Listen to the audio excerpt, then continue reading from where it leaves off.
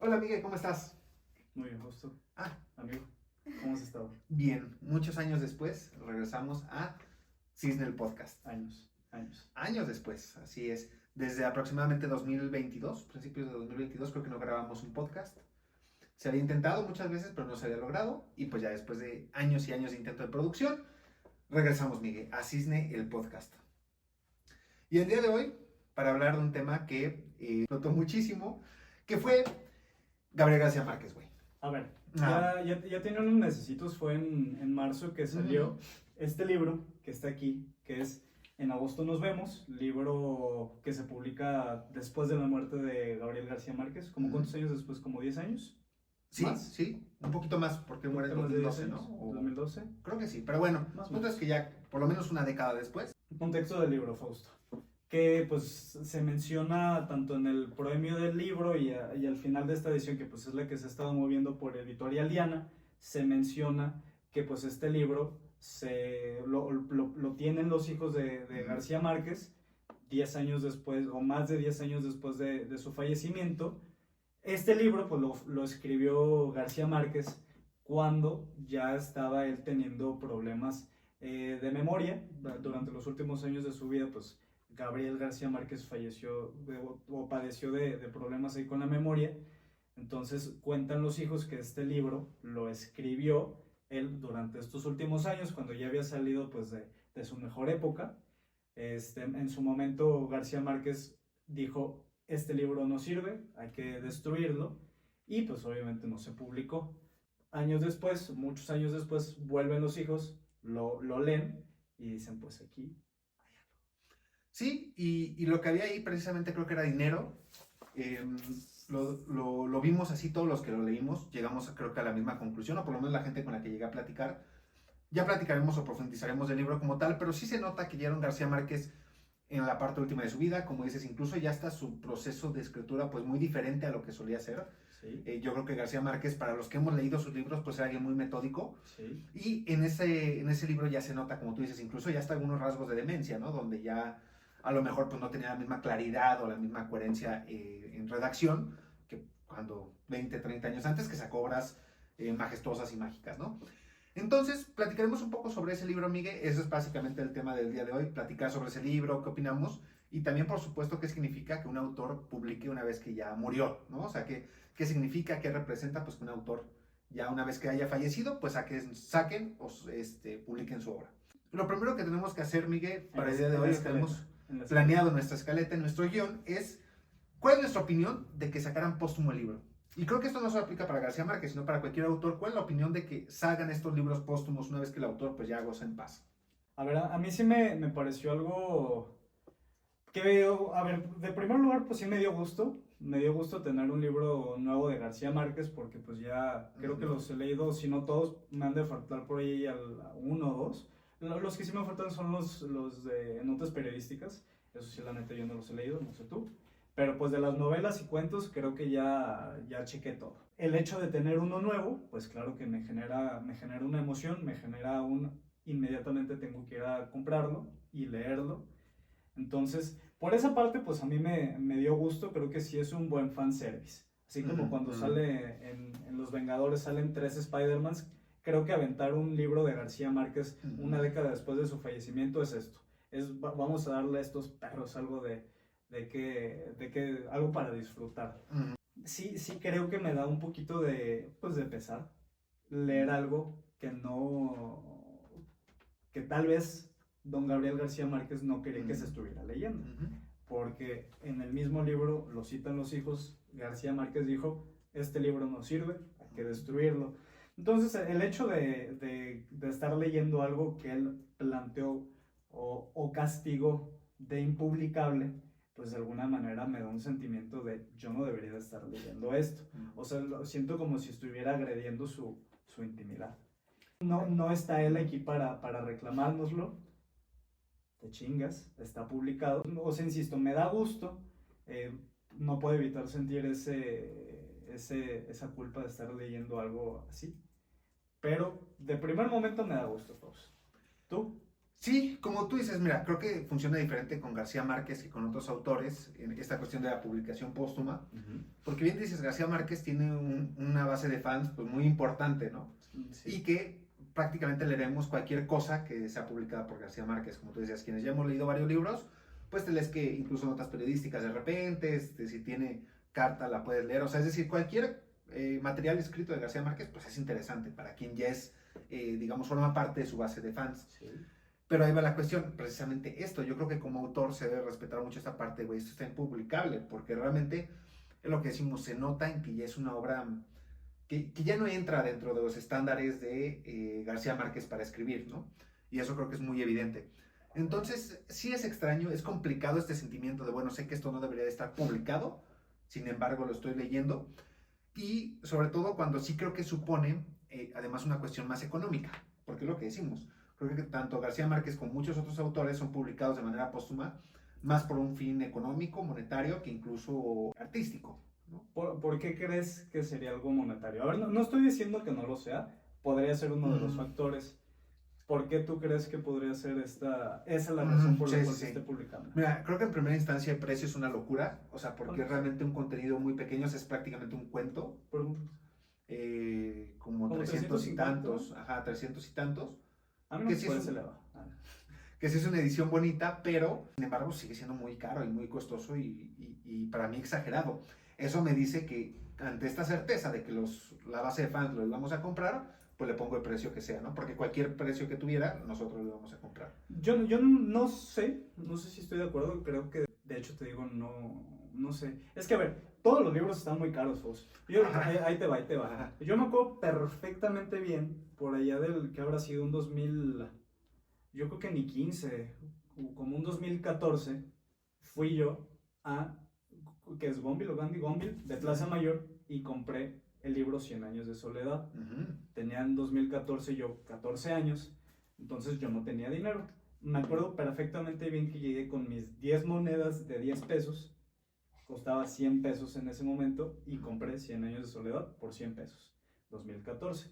Ahorita 100 años de soledad no te cuesta ni a madrazos 100 pesos, estará en unos 180. Por lo menos. Y es un libro, sí, gordo, pero pues al tenerlo en edición de bolsillo, pues podemos, o sea, está más barato. Este es de pasta dura, trae su fundita esta nice. A mí el hecho de que cueste 300 pesos no me parece que sea muy elevado. Está en pasta dura. Sí. Creo que si están sacando un libro que va a ser pues un evento, una celebración, si quieres decirlo así, por tener un libro después de tantos años de muerto García Márquez, premio Nobel, pues sí le tienes que dedicar su pasta dura. Entonces, la pasta dura es cara, güey. Y ahorita todo está muy caro. No me parece, yo no veo por ahí algo desmedido en el precio. Ok. Yo. Sí, pues digo, la gente de Alcurnia puede comprar los libros al precio que sea, pero ahí va la cuestión. Sí lo creo, insisto así, porque no encuentro un propósito más allá que el dinero. ¿En qué sentido? Lo que decimos, si querían respetar la memoria de García Márquez, ya hablaremos del libro, pero para mí no se logra, o sea, no es un trabajo a nivel de García Márquez. Si querían satisfacer a su fanbase de que quería leer todo lo que tuvieran de él, no dudo que haya incluso escritos, diarios, cuestiones mucho más incluso elementales que pudieras también vender y que también satisfacerían esta necesidad de seguir leyendo a García Márquez. Es decir, no le encuentro como que otro motor más allá que la cuestión económica, yo, ¿no? Pero insisto, los hijos también lo hablaban ahí, pues evalúan que, bueno, cualquier cosa que publiquen pues va a ser de interés para el lector y todo este tipo de rollos, ¿no? Pero, bueno, a ver, tal vez si quieres me podría estar adelantando el último punto que tenemos en nuestra escaleta. Pero a ver, el hecho de tener un libro que él produjo durante sus últimos años de vida, evidentemente no es un libro que escribió durante sus mejores años habiendo sido finales de los 80s, 90s, que salió El otoño del patriarca, 100 años de soledad, o sea que era una cosa descomunal lo que estaba escribiendo, barbárico de su manera de escribir, en 100 años de soledad y El otoño del patriarca. Yo diría que eso es lo más impresionante que tiene. Obviamente, cuando ya una persona está en su tercera edad, no tiene la misma claridad mental. Sí, O sea, claro. es muy complejo Sí, sí, sí. que la mantenga al 100%. El hecho de que no tenga la misma calidad que tenía de joven, ¿crees que se hace inmediatamente impublicable? Es que, y esto va más allá del libro y más allá de García Márquez, es lo que decimos, yo sí creo que hay cierta edad donde ya trabajar es complicado. Y trabajar, Sí. por supuesto, también incluye libro, incluye Sí. música, lo que te dediques. Y creo que precisamente es esto, ¿no? O sea, a ver, esta persona ya lo escribió incluso, a lo mejor con un fin más recreativo, de escribo para no dejar de escribir y ejercitarme mentalmente y tal, pero no es ya un libro como profesión, ya no se entiende un libro profesional, por decirlo de alguna manera. Como si leyeras una escritura de a lo mejor de García Márquez a los 5 años, 8 años, a lo mejor comenzaba a escribir, pero no es esta escritura profesional Sí. que requiere un García Márquez o que tú piensas como un García Márquez. Entonces, bueno, pero mira, ya para no darle la vuelta a este tema a través del autor, La historia. el libro como tal, vamos a evaluar el libro, decir qué nos parece, cuál fue nuestra opinión. Yo ya hice un TikTok sobre ello, voy a hacer publicidad de mi canal de TikTok aquí, pero no, ya hice un TikTok sobre ello, pero de todos modos me gustaría saber, Y por supuesto, bailaste y así, ¿no? y bailé, hice todos los trends, pero me gustaría saber cuál es tu opinión, güey, sobre el libro, porque yo ya hablé, pero pues obviamente voy a profundizar un Ahora, poquito más. vamos a repasar la historia. Ajá. La historia habla de la personaje principal, que es Magdalena Bach, que es una señora, no muy grande, tampoco muy joven, esposa, con 2 hijos, que narra que todos los años en agosto viaja a una isla porque en esa isla está enterrada su mamá. Así es. La historia transcurre a lo largo de los agostos de como 3 o 4 años, porque es cuando va, insisto, ella a ver a la tumba de su mamá, le va, limpia la tumba, le deja flores, y resulta que la noche que tiene en la isla, pues la señora la aprovecha para la infidelidad, para tener relaciones sexoafectivas con hombres que no son más sexo que afectivas. O sea, sí, va. O sea, tienen relaciones sexuales con hombres que no son su esposo. Entonces, de eso trata el libro. O sea, la historia principal es esa. Ajá. A mí la historia me gusta, también. leve. Okay. O sea, está padre, Okay. está bien. He de admitir una cosa. No sé cuál haya sido tu experiencia, Faust. La primera lectura que le di, que insisto, fue, yo creo que si salió un jueves, yo creo que lo fui a comprar el viernes y el domingo ya lo tenía leído, ¿no?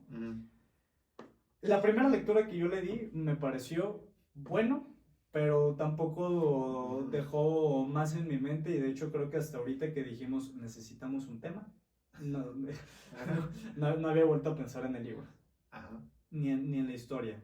Como soy una persona muy dedicada, y con una velocidad de lectura impresionante, pues dije, lo voy a volver a leer esta semana, y lo volví a leer. He de admitir que también con esta segunda lectura que le di, me gustó más la historia.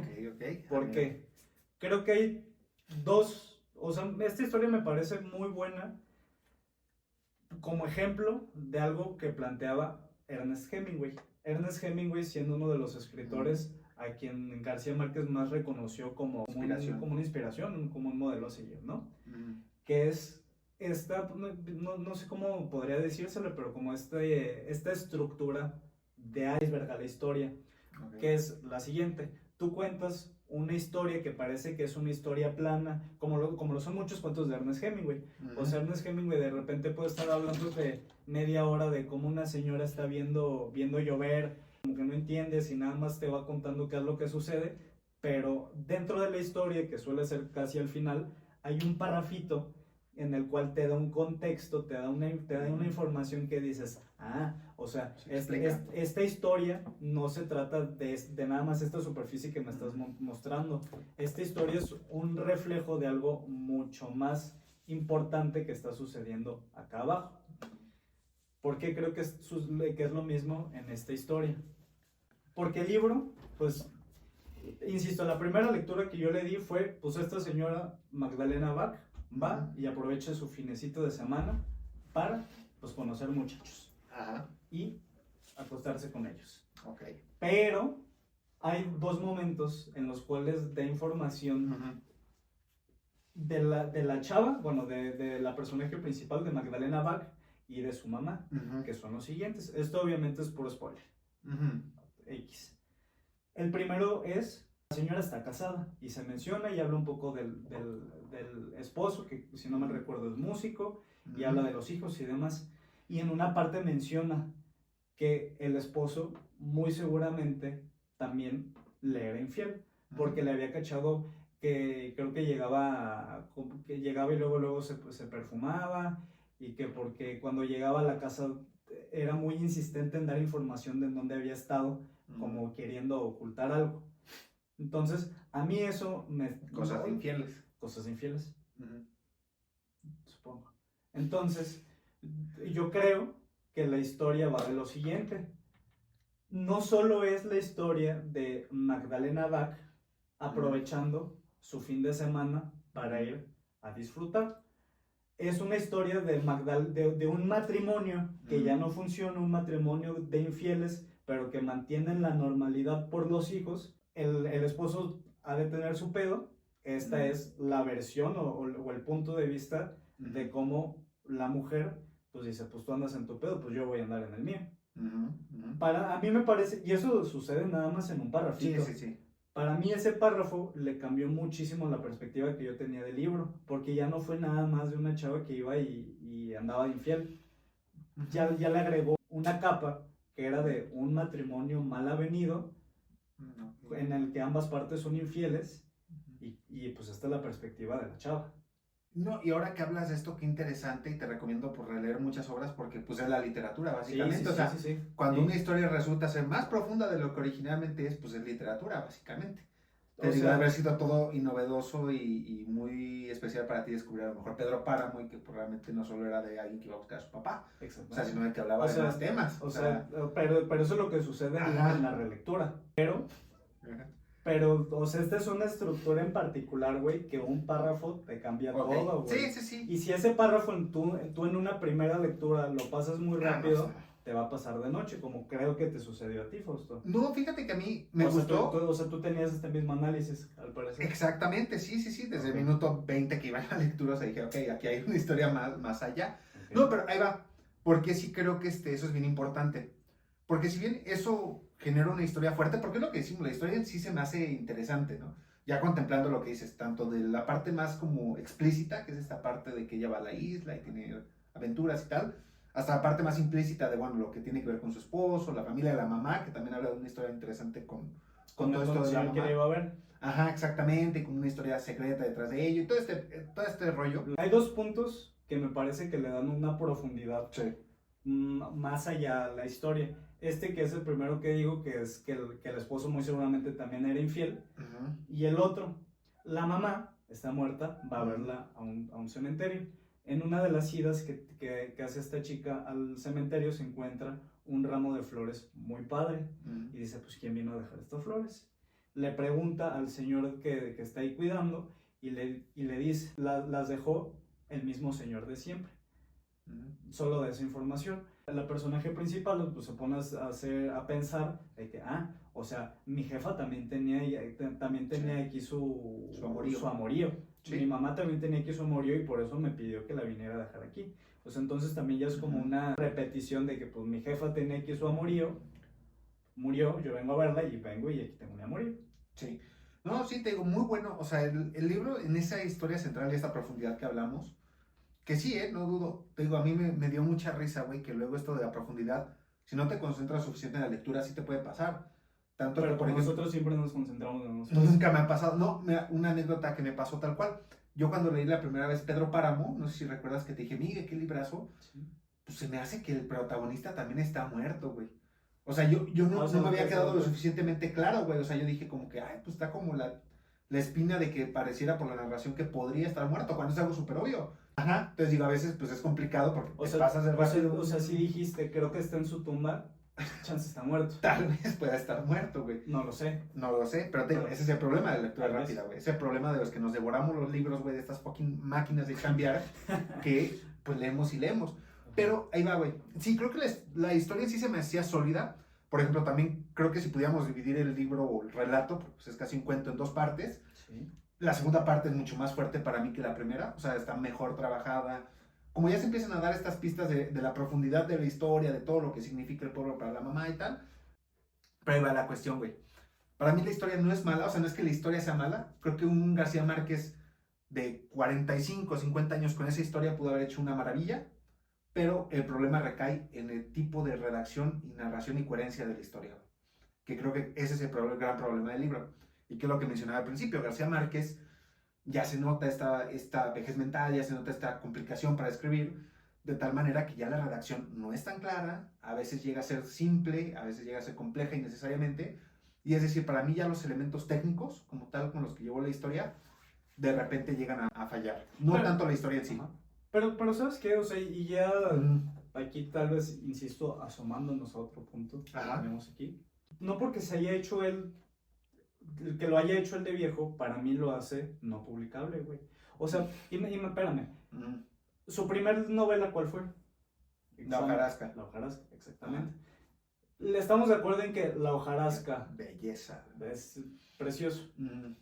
Pero no es 100 años de soledad. Ah, no, pero es 300 millones de veces más que en agosto nos vemos. O sea, también... Espera. No es El otoño del patriarca, no es 100 años de soledad. Es un García Márquez chavo.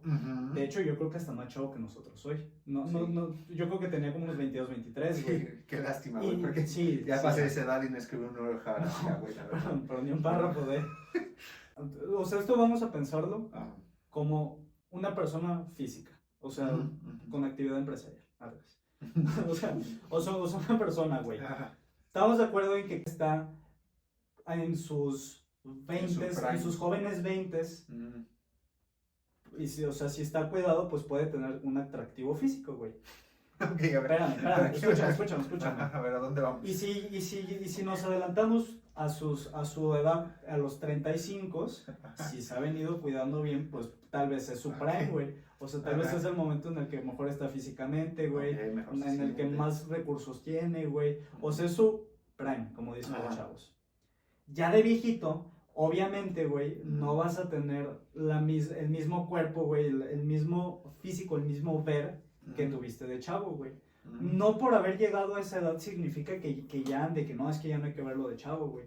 O sea, sí me parece, pues hasta lo podría decir valioso, güey, que exista un testimonio de cómo él ya escribía de viejito, güey, para poder hacer un recorrido real, güey. O sea, de que, güey, en sus 22 años escribía 1,000,000 de veces mejor que los de Cisne, güey, que cualquier otra persona, güey. Cuando llegó a sus 40 años, escribió algo eterno, que va a ser 100 años de soledad, güey, El otoño del patriarca. Y ya de viejito, pues este era su esfuerzo, güey. O sea, él seguía perseverante a escribir, güey, le salió una historia interesante, tal vez ya la ejecución no era la misma. Pero pues hay que verlo, güey. O sea, tampoco hay que por eso negar que envejeció, güey. Tanto que él dijo, ya no es publicable. Pero es como cuando los viejitos dicen, no, yo creo que ya el próximo diciembre ya no voy a estar. No, ya no me vengan a ver. La mayoría de veces ya no están. O sea, por eso. Sí, por eso te lo dicen, güey. Pero cuando un abuelito dice, no, que yo ya doy mucha lata, no dice. De hecho, no da mucha lata. Pero no lo abandonas, güey. O sea, lo sigues viendo. Sí, mira, ahí va, te voy a poner, es que voy a ser muy práctico, güey. La cuestión es esta. Por ejemplo, Diario de mis tristes, ¿no? Que es el último libro publicado en vida de García Márquez. Di el nombre completo, güey. No puedo, güey. Nos quitan el video de YouTube. No.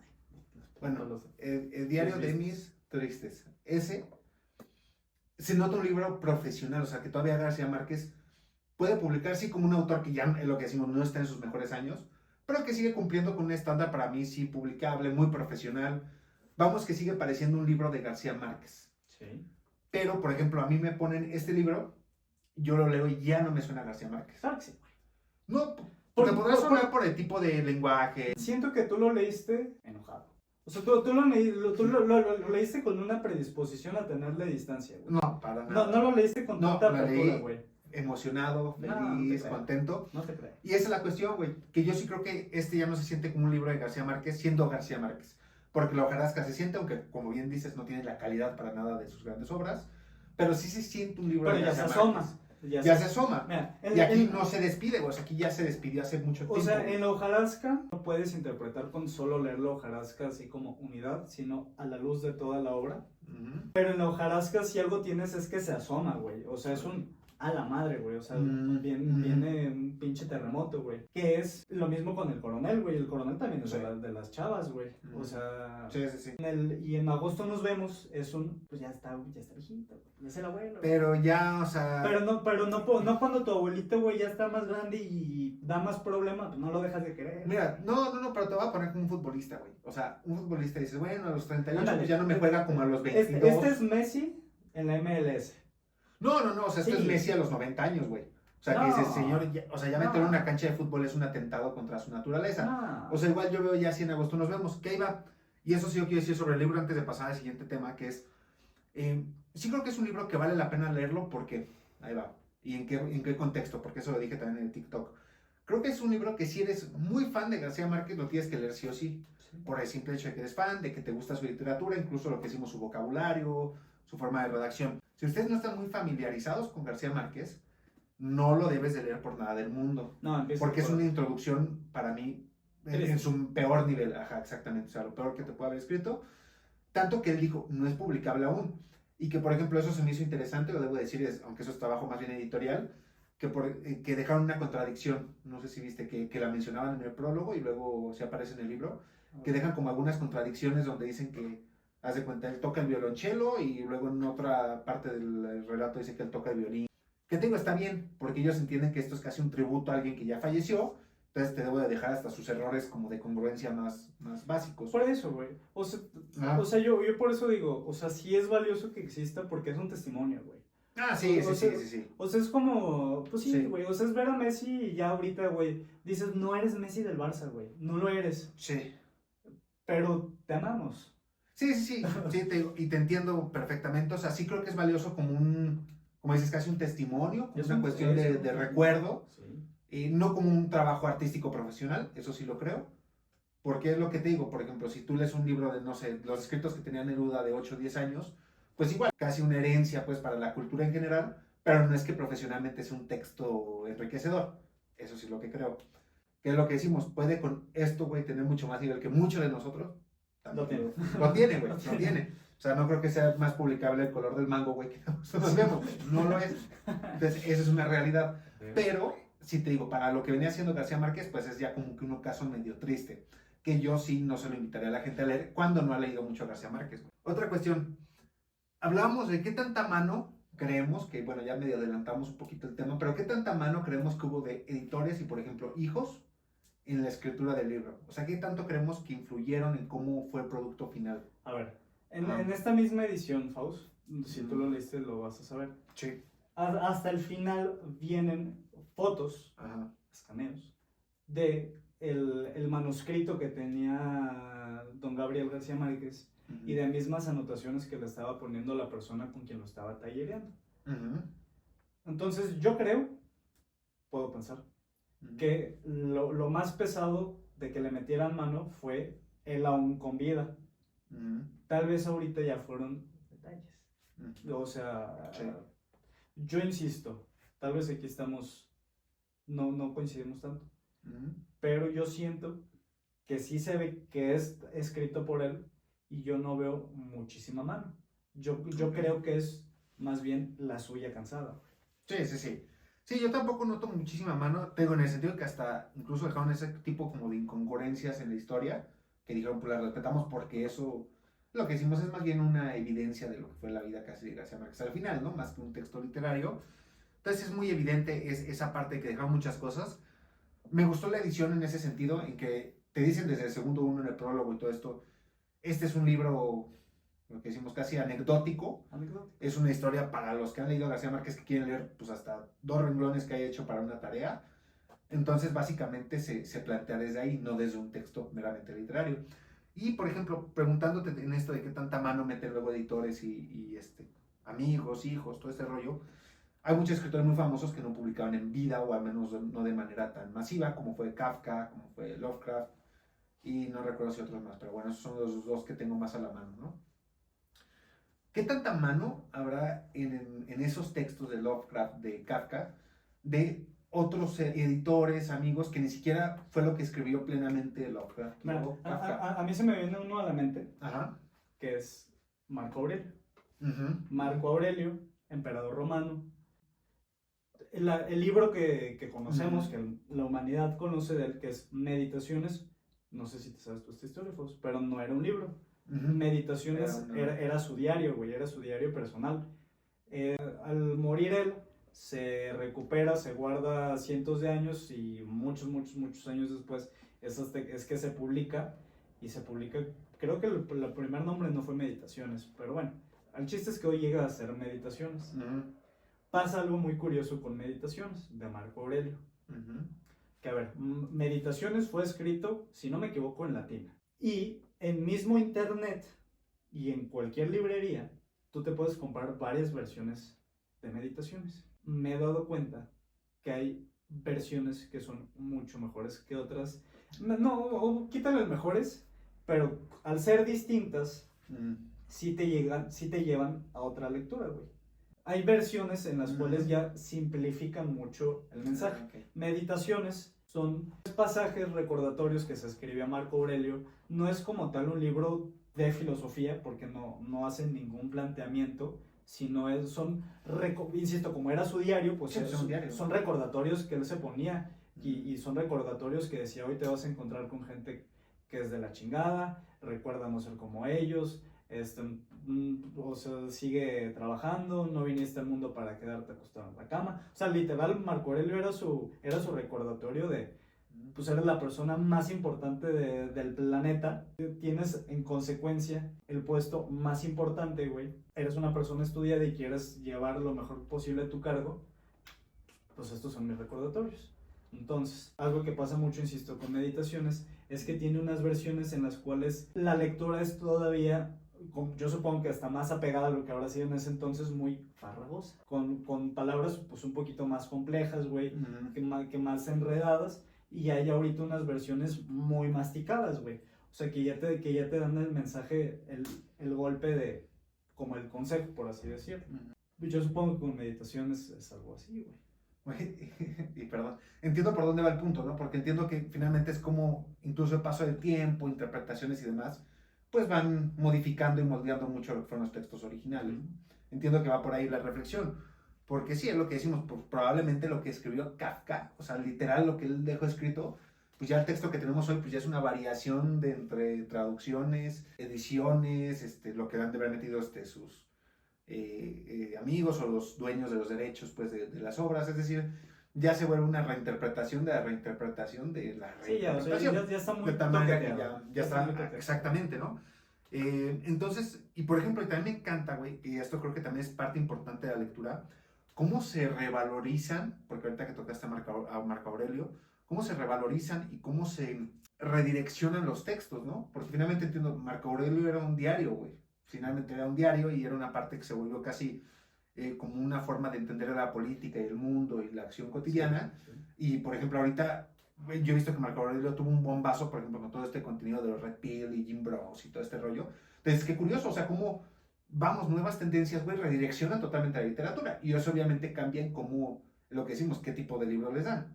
Obviamente a lo mejor alguien que esté poco acercado a leer libros complejos, pues le vas a dar un lenguaje mucho más sencillo. Sí, le da la versión tranquila. Le da la versión para que lo pueda leer en media hora, ¿no? Entonces digo, me parece interesante. Y que insisto, güey, o sea, si esta pasa mucho, pues imagínate, güey, o sea, de un latín de hace cientos de años, güey, que se traduzca a inglés, güey, luego, pues, las versiones que ahorita se publican en español, no sé si sean, o sea, literal, no sé de dónde vengan, güey. O sea, no sé si son traducciones que alguien tomó del manuscrito en latín que dice, pues déjame lo bajo yo a español. Y muy seguramente hay unos que ya son de español y dice, déjame, la lectura más compleja, déjame te la limpio. Y limpio no porque esté mal, sino para hacerla más comercial. Lo que decimos hasta tu interés, güey, ¿no? Porque si yo quiero que cierto público lo lea, pues obviamente va a cambiar el lenguaje, güey. Y es que hay un ejemplo muy claro con Marco Aurelio, güey. Vamos a dejar que me acuerde, güey. Si quieres tú habla en lo que mientras tanto, pues, ¿qué va a pasar cuando muramos? A ver, esa es una pregunta interesante, güey. Que es la última pregunta que nos habíamos planteado para este podcast. En nuestra escaleta. En nuestra escaleta, en nuestro guión perfectamente bien armado, que es, ok, A García Márquez les valió cheto lo que él dijo, porque él dijo, no quiero que publiquen esto por nada del mundo, güey. Y les valió queso, lo publicaron. Entonces es tú, por ejemplo, Miguel, con los textos, porque supongo que todos los autores tenemos más o menos trabajados, pues, textos inéditos. ¿Qué te gustaría que pasara con tus textos una vez que ya no estés en este planeta? Entonces, si los quieren publicar. Sí, o sea, realmente vas a estar muerto, entonces no es como que te preocupe demasiado, o sea, no es como tu prioridad, güey, ¿no? O sea, de que, ay, pienso aquí en el cielo, pues, ¿qué están haciendo mis textos? Mira, No es prioridad. aquí tal vez voy a hacer pero... un comentario Ajá. cercano a mi mundo laboral, jurídico. Ajá. Tal vez pues, no sé si lo pueda catalogar de mal consejo. Es que de repente hay muchas personas muy preocuponas que te plantean de que, oye, es que ¿qué va a pasar cuando me muera? Porque es que ¿qué pasa si me muero yo y luego se muere mi hijo y luego se muere mi hijo? Pero es que, ¿qué pasa si mi nieto? Y es que, ¿qué? O sea, una cosa es obviamente pensar, yo cuando me muera quiero que mis cosas se lo queden estas personas porque los quiero dejar protegidas. Y si no están ellos, pues uno más, ¿no? Pues eso obviamente está perfectamente bien. Pero insisto, hay personas que se meten en, es que ¿qué va a pasar si cuando yo me muera, que mi hijo enferma, pero es que luego que mi nieto, es que luego si mi nieto tiene malos hijos, y es que si ya te metes mucho, la verdad un consejo que se les llega a dar es señora, si pasa tanto así, usted ya ni se va a enterar. O sea, ¿qué es con los elementos que tienes? ¿Qué es su madre? Deja eso, güey. Si nos metemos tanto así de que no, es que no, yo quiero que se publique, güey. Pues sí, güey. O sea, ya que se queden ahí, si alguien los quiere publicar, ni vas a estar, güey.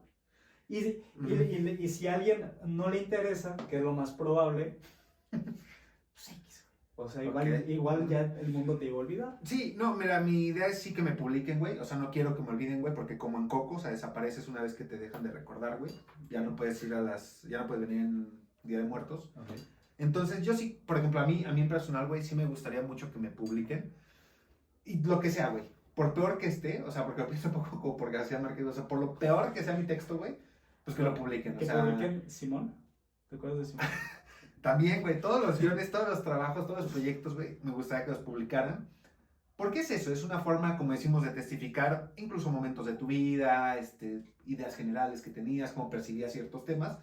Entonces, mira, yo por lo que veo, ¿por qué me gustaría eso publicado, güey? Pese a que ya esté en el más allá, es la parte de que le das una parte de tu vida, compartes una parte de tu vida con tu gente cercana. Es lo que decimos, a lo mejor me dicen, ¿sabes qué? Pues al mismo tiempo van a morir todos tus familiares y todos tus amigos y toda la gente que te quería, pues ya no tendría sentido, ¿no? Porque ya tampoco hay nadie que vaya a disfrutar o entender esa lectura. Yo creo que es más esto, para alguien cercano, ¿no? De que, ay, pues mira, cómo percibía Fausto este tema, cómo percibía esta parte de la realidad. Es decir, como una cuestión más de intimidad e historia de tu vida para con tus cercanos, güey, que pensando en petarla y volverme rico, porque insisto, pues ya no voy a estar aquí. Yo creo que es que quieres mantenerte relevante al morir.